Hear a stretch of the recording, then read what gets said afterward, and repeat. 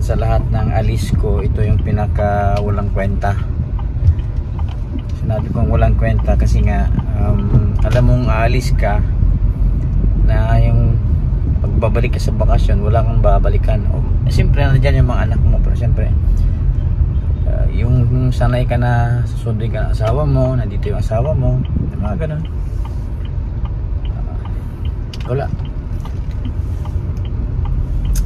Wala kang inspirasyon. Yung alis ko walang talaga. Alis lang ako para lang sa siyempre kailangan kong umalis dahil sa mga bata din. Pero yung mga pangarap namin ni Mrs. na kaming dalawa nagbuo ng pangarap na yun, na mabuo sana dapat na dalawa kami, wala na lang kung ganang ipagpatuloy pa yung mga plano namin para sa amin pagtanda namin.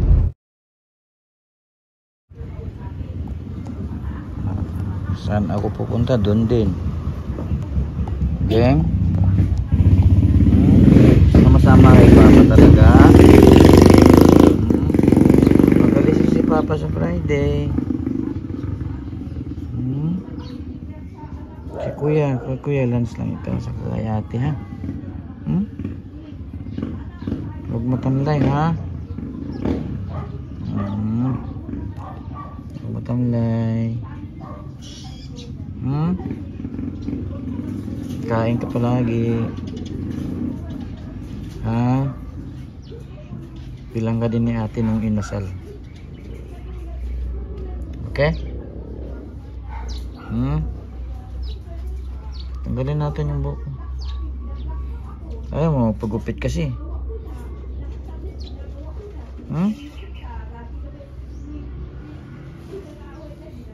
Opo, sabihan natin si ate magbili ng inasal palagi. Ha? Alright? Okay. Katabi ko na rin ito matulog palagi. Noon si ate katabi niya matulog. Pag wala ako, kay Kuya Lance, no? Lingguan ka palagi ni ate.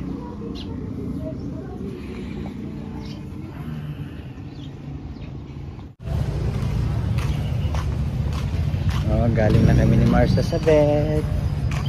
Login na.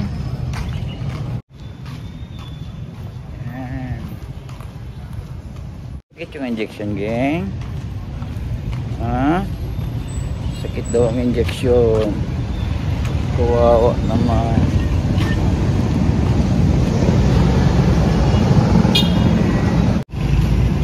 Ito yung Jensen Plaza General Santos. Ito yung parking. Yan yung plaza dyan. O, diba? Ano, geng? Dito muna tayo, geng. Dito muna tayo sa plaza, geng. Gala-gala muna tayo dito, geng. Ayaw mo? Uwi na tayo. Uwi na daw. Nasakit kasi yung pet niya. No, may injection, no? Bisitahin natin si Mrs. ngayon. Ano ngayon? September 24. Bisitahin ko si Mrs. Merkulis ngayon. And then bukas din bisitahin ko ulit siya dahil sa Friday alis na ako. Papunta na ako ng barko. Papunta Maynila. Alis ako ng Maynila ng September 28 naman dahil mag-join ako ng September 30 sa Halifax. Right.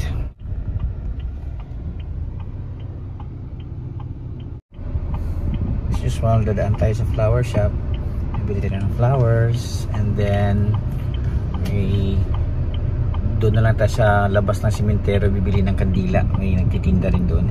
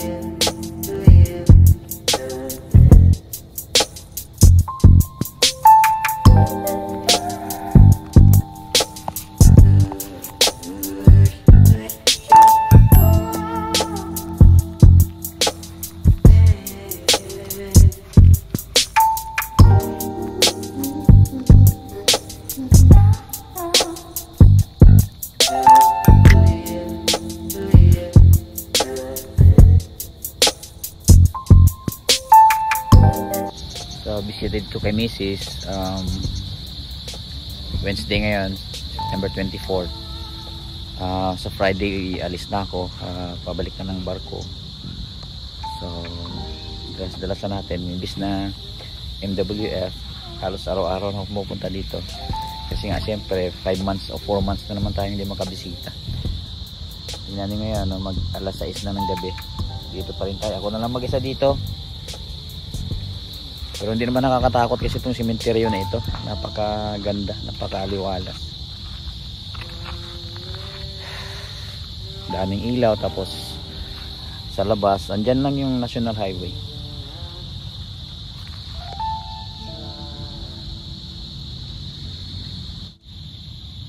Bang alam mo, nandyan lang siya, no? Nandyan lang siya sa ilalim. Ay nako, silang dalawa ni nanay niya nandyan. Nauna si nanay niya 2002 yata.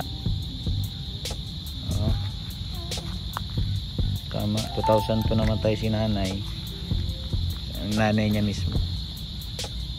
So dalawa sila dyan. Yun, hindi madilim na. At least nakaplastada na si Kathy. So yeah,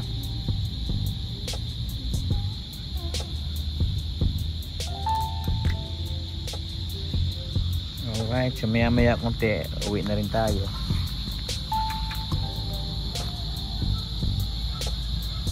O Tart, gabi na, pinasiguro muna ako. May dumating pa isa dito, nakamotor. Uwi muna ako mama ha, Tart. Balik lang ako bukas ulit. Alright, bye bye. Muna ako. Good evening.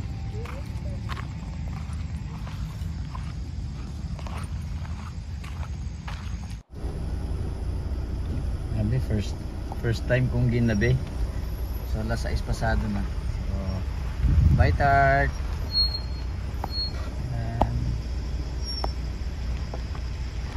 Balik lang ako bukas.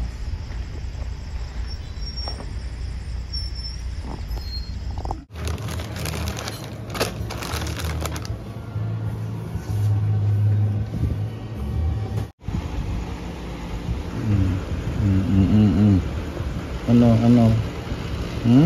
Ba't ka nangangalabit? Ha? Nangangalabit siya guys. Yan, meron akong Carlo Rossi na Moscato, Rosé. Ayan, Rosé.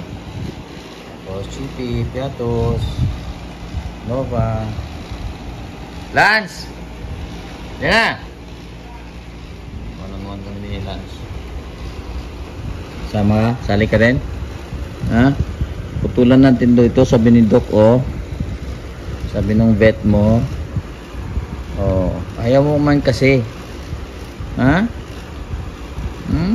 Ayaw mo man kasi magpaputol ng bangs.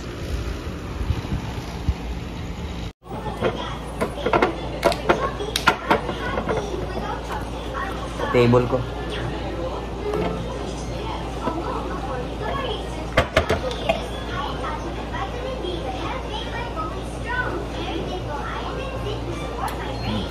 Nice.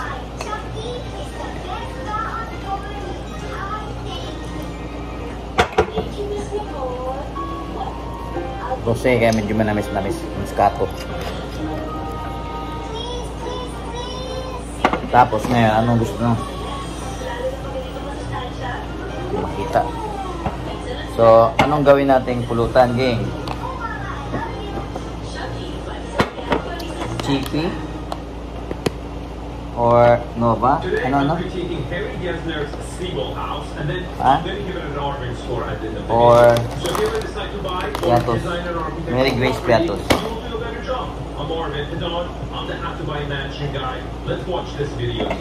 Cheers guys.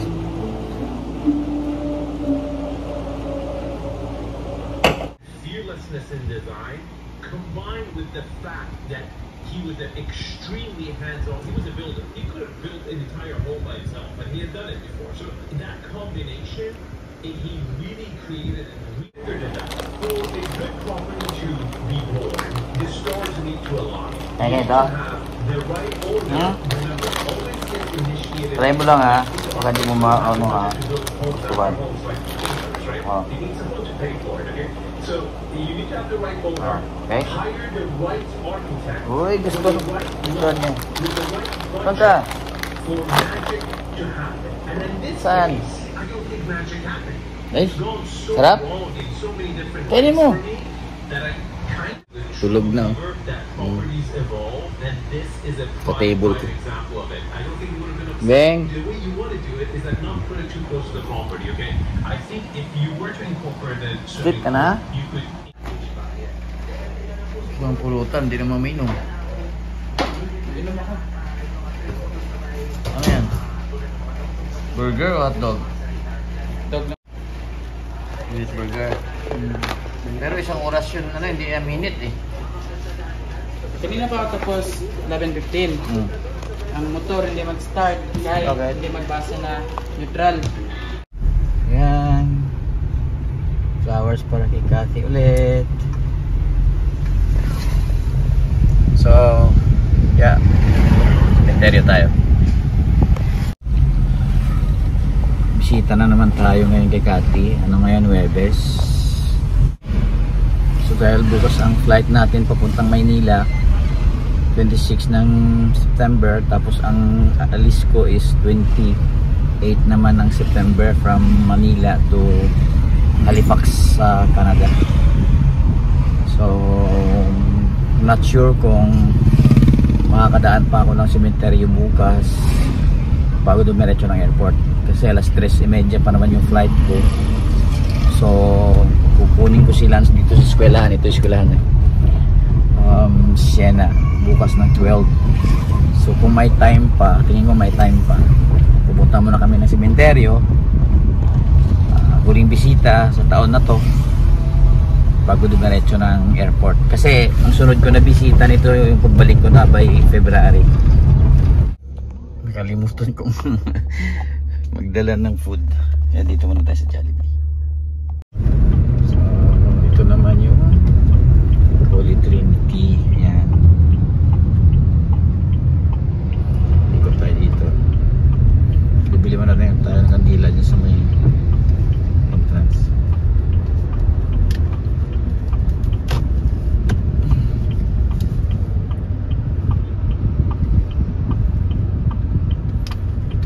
Park sa gitna.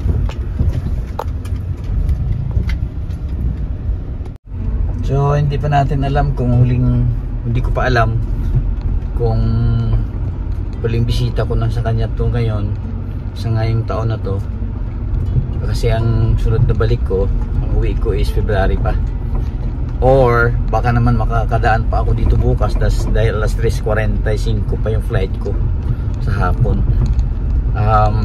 Sunduin ko sila siguro ng 12 PM sa school para dumiretso na kami dito muna, then after dito pray, sindi ng kandila, then diretso na ng airport. Siguro mga 1 PM sa airport siguro kami, or 1:30. May oras pa naman. Art, dito na naman ako.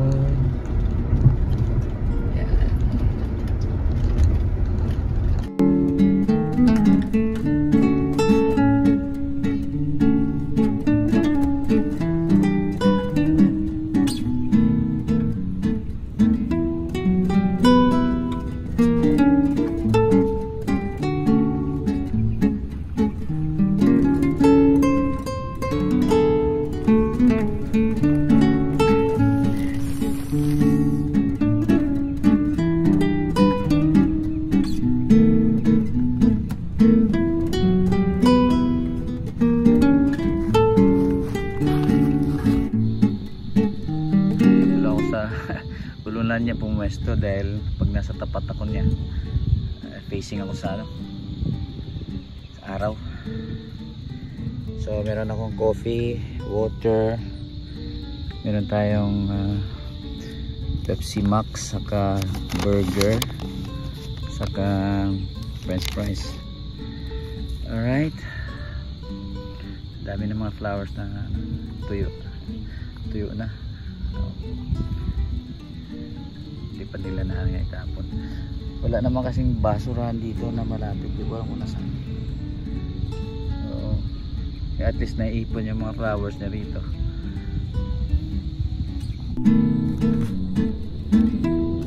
Picnic tayo dito sa punto ni Kati.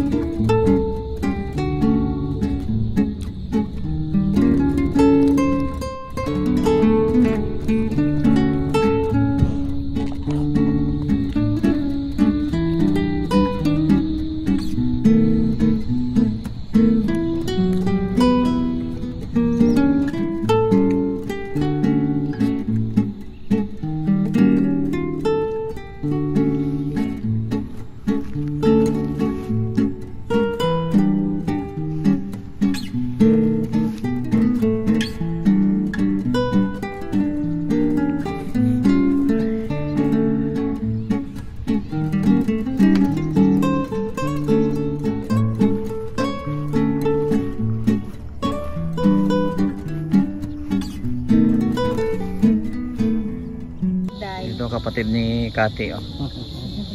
Dala yung aso, bigay niya daw sa akin yung aso niya. Si Whitey. Si Whitey na sa ngayon. Anong dati pangalan? Panda. Ay, Buknay. Whitey na ngayon. Si Buknay kasi Oh. parang maliit na. Oh, Mama, andito si Kuya Bubot.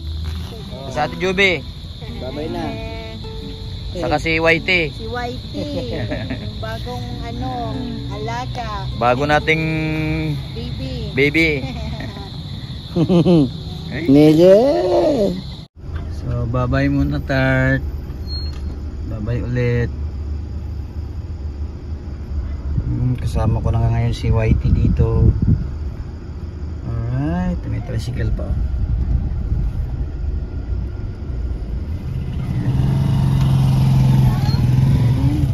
Bye, Tart. Bukas dadaan ako. Try ko, ha? Drive through si Manong, di ba? Nakabisikleta lang. No? Ano langgeng, no? Opo, opo. Ha? Si Whitey na yung pangalan ko sa'yo, ha? Whitey. Ha?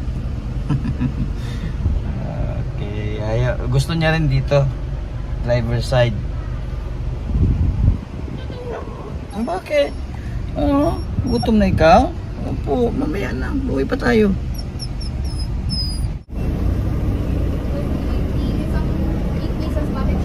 Thank you. Salamat. Wow. Yan ang dinner natin. Mamaya na. Mamaya na. Gutom ka na. Ikaw nakaamoy ko ng food, no? Nagkalo sa pako. Laro. Opo. Ano yan? Away ka? Tirahan mo ko pang pulutan.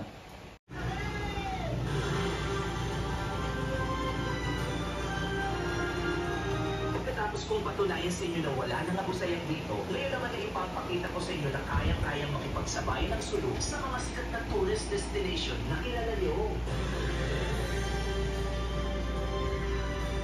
As solo traveler, lalong-lalo na katulad ng babae, kamusta ang sulong? Stigma na nakakatakot.